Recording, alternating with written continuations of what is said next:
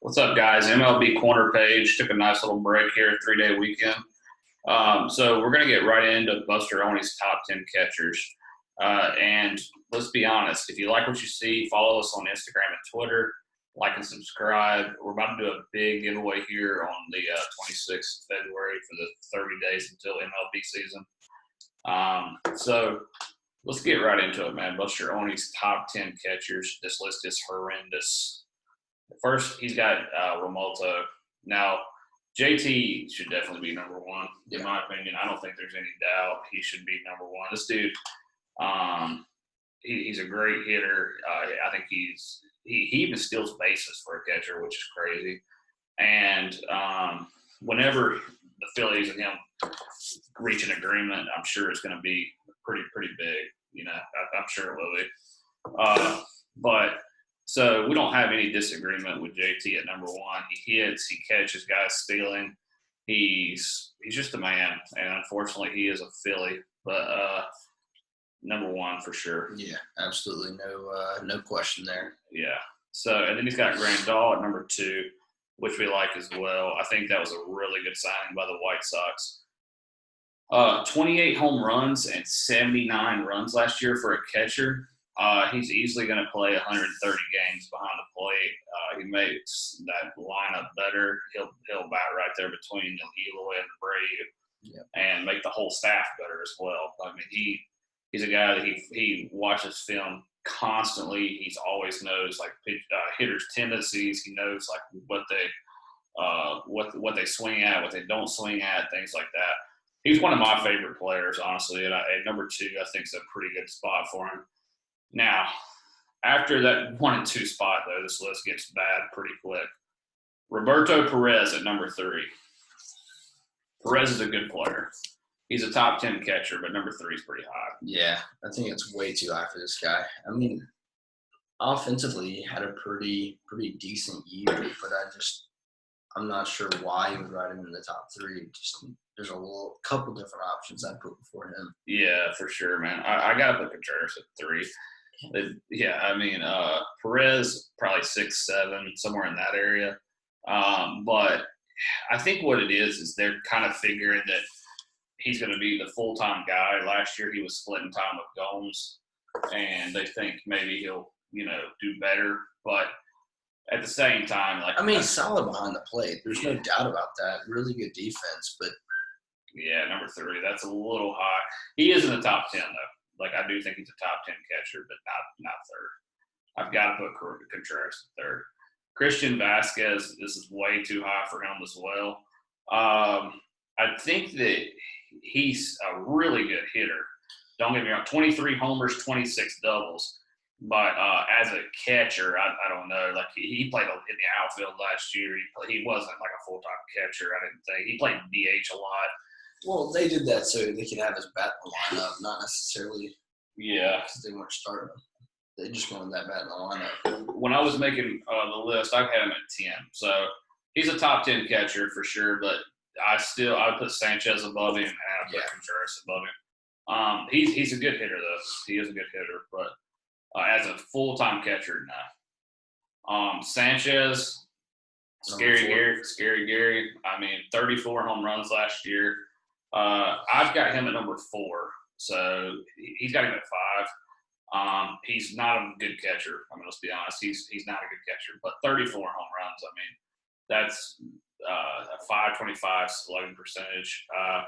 I think this dude's definitely in the top 5. He's in a contract year this year, so I think his numbers might be even better than that, actually. I think defensively he has some work. There's no doubt about that. Like you said, he's just not that good of a catcher. But offensively, you can't not put him in your lineup. Yeah, for sure. Especially with the outfield you have, there's really nowhere to put him. But at the end of the day, he's got to work on some mechanics behind the plate. He gives up a lot of steals. So yeah, for sure. Overall, he just has to continue to improve. But, I mean, bat-wise, you can't really argue. He's one of the best in the game. Yeah, absolutely. He's a 240 hitter, but, 34 home runs last year. The dude just rakes the plate. I think that better pitching this year should probably help him out a little bit. So I had him at number 4. This is where it gets a little iffy. Yadier Molina at number 6. When I was making the list, I had him at 13. He's got him at number 6. Like, let's put this in perspective, guys. He's got Contreras at 7, and he's got Yadier at 6. Contreras had 24 home runs. Yadier had 10 last year. Molina had 420 at bats. Contreras had like 370. So that's but we can't judge a catcher just off of home runs. I mean, that's literally the only stat you're arguing here. I like Yachty in the top 10 myself. He's one of the best callers in all of baseball. He's deteriorating. Like I think he's probably in the top 10, but to put him above Contreras is absolutely insane. If you guys haven't noticed, I do like Contreras a lot, but I mean that's nice and all, but he's a Hall of Famer. He's probably a Hall of Famer. I mean, two World Series rings for sure, but he's a Hall of Famer. They top number 6. He's in the top 10. 13. 13. I had him at 13. He had 10 home runs last year in 420 at bats. 10. But we can't judge it off home runs. Yeah, well, I mean, do you really think he's a better defensive catcher than Contreras? He's arguably just as good. Okay. He calls a better game. I mean, so you got pretty similar defensively. And leadership, too. That's what he brings to the table. Contreras is just so athletic, dude. I agree, but Yachty's also very clutch. Look what he did against the Braves. Runners in scoring position, he found a way to get it done. So we can sit here and argue all day, but Yachty is definitely a top 10 catcher. Then we got Contreras here. Like we've talked about him plenty. If he didn't get hurt last year, he's hitting 30 home runs, 24 last year. I think he'll be healthy. I do kind of wonder though if they trade him. I mean, he's probably the one guy on where they could move, and then they've got a guy behind him that can play just fine. I think I could see I could see somebody trade for him at the deadline. The Cubs are going to have to move some cap. That's the only thing I could see as far as putting him down as low as 7. But I mean, as far as just hitting, defensive, everything, he's definitely a top 5 guy. That's fair. Yeah. Mitch Garver at number 8. I like Garver this year, especially in that lineup. 31 home runs last year. I looked it up. He only played 95 games. I'm a big fan of Garver. I just hope he's not a one-and-done kind of guy. Had one big season and then just kind of fizzles out. I mean, he is 28, so that's the only thing that scares me. But, I mean, if he's starting to hit his stride, I mean, he could be a silver slugger once again. Yeah, I think he's number 8 is probably fair considering he didn't play 100 games last year. But I think he's definitely a top 10 guy. Here's what puzzled me. Okay, James McCann at number 9. McCann had a great year last year. He really did. But we know Grandal's going to play 120, 130 games. Like McCann, how's he going to get this production? Is this going to be in a 30-game span as a catcher? Are they going to try to move him to first base? They can't really. 28 home runs last year. I think they trade him. They got to trade him. They have to. They gave Grandal $75 million. I mean, they got to trade him. So talent-wise, he may be a top 10 guy, but he's not going to get production like that with Grandal being the starter. Will Smith, to me, seems really aggressive here. You got a guy that's probably got the bat like 8th in the lineup. I think that this is kind of, a little bit of an aggressive pick. I'd say he's a top 15 guy, not number 10. I'd definitely put Ramos ahead of him. I'd put Carson Kelly ahead of him from Arizona. I don't know why he's not on this list. I would put I'm on the bias. Yeah, I'd put and I'd even put Buster Posey ahead of him. I know Buster Posey's kind of on the downfall as well, but he'll be steady. Like I think, I'd put Posey, but definitely above Smith. I would agree. I think there's 4 or 5 guys that are better than Will Smith, and I would say there's probably 4 or 5 guys better than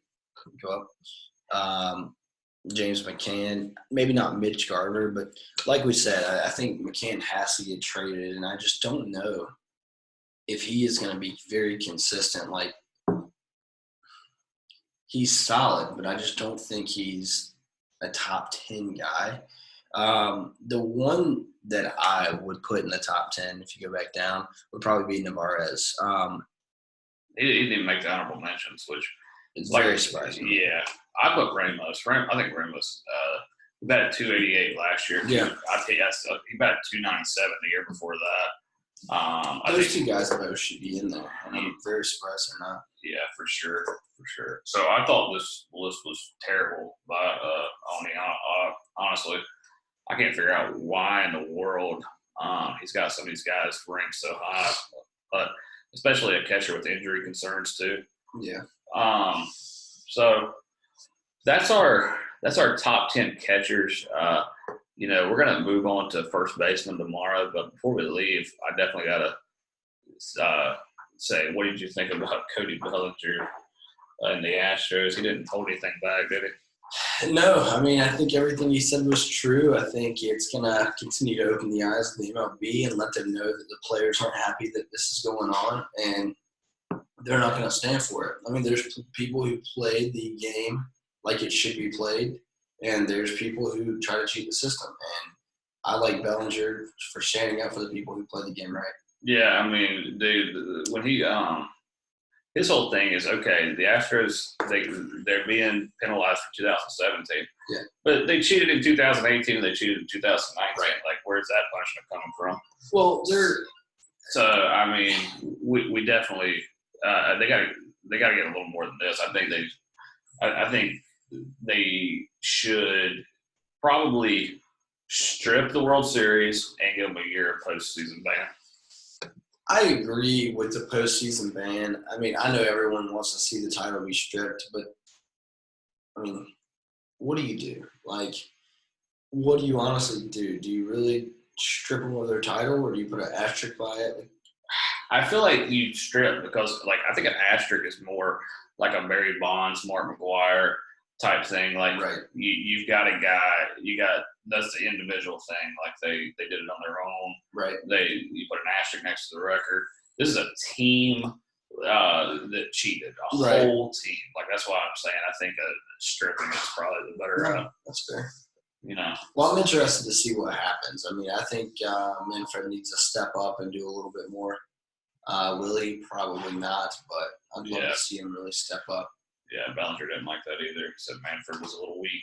All right, guys. So tomorrow we're going to go first baseman. I think this is going to conclude. Like I said, follow us on Instagram and Twitter at MLB Corner Page. Take care, guys.